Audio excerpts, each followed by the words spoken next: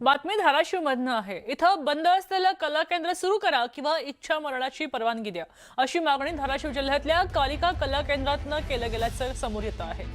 बीड इथल्या उपसरपंच गोविंद बर्गे यांच्या हत्येनंतर अवैध कला केंद्राचा मुद्दा आता ऐरणीवर आला होता आणि तेव्हा जिल्ह्यातले सगळे कला केंद्र प्रशासनानं बंद केली होती। 4 महिन्यांपासून कला केंद्र बंद असल्यानं या कला केंद्रात नाचकाम करणाऱ्या महिला, तबला वादक, पेटी वादक यांच्यावर उपासमारीची वेळ आली आहे आणि त्यामुळे आम्हाला इच्छा मरणाची परवानगी द्या, अशी मागणी या केंद्रातल्या महिलांनी केली आहे। दरम्यान याच केंद्रातल्या महिलांशी संवाद साधलाय आमचे धाराशिवचे प्रतिनिधी बालाजी निरफळ यांनी। प्रशासनानं कारवाई करत धाराशिव जिल्ह्यात कला केंद्र बंद पाडली।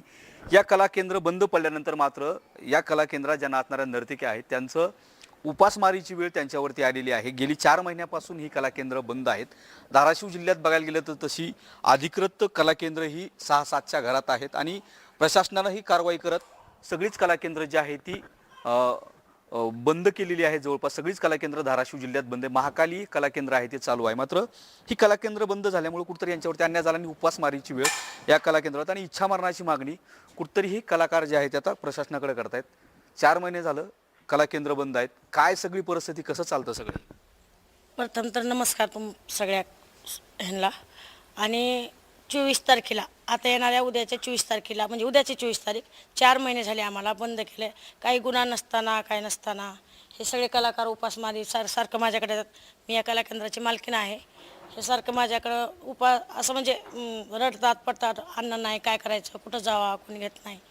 मग मी सरकारला एवढंच सांगते की एका गुन्ह्याची सजा सगळ्याला देऊ नये, सगळ्याकडे त्याच दृष्टीने बघू नका, सगळे सारखे नसतात। नियमभंग होतो असं सरकारचं म्हणणं आहे, खरंच नियमभंग होतो का इथं? माझं काय म्हणणं आहे, सरकारचं म्हणणं आहे काही कला केंद्रामध्ये नियमभंग होत असेल माहीत नाही, पण हे कला केंद्र जे आमचं कला केंद्र आहे ना, यांचं सगळ्याचं आमचं, तर त्याच्यामध्ये आम्ही गेल्या वर्षी अकलोजला प्रथम क्रमांक घेतलेला आहे।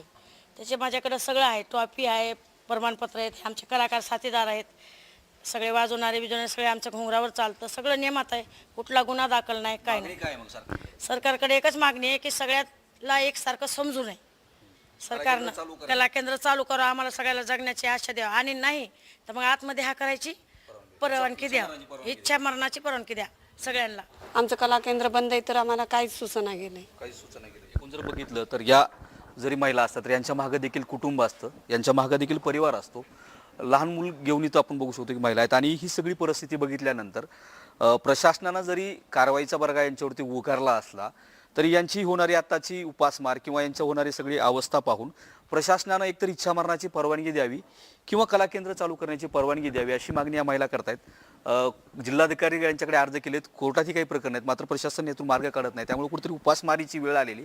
आता यांनी जी इच्छा मरणाची मागणी सरकारकडे केली त्यामुळे निश्चितच सरकार याकडे सकारात्मकतेने बघेल व कला केंद्र चालू करण्याची परवानगी देईल, अशी अपेक्षा बाळगूया। सागर जाधवसह बालाजी निरफळ, न्यूज 18 मराठी, धाराशिव।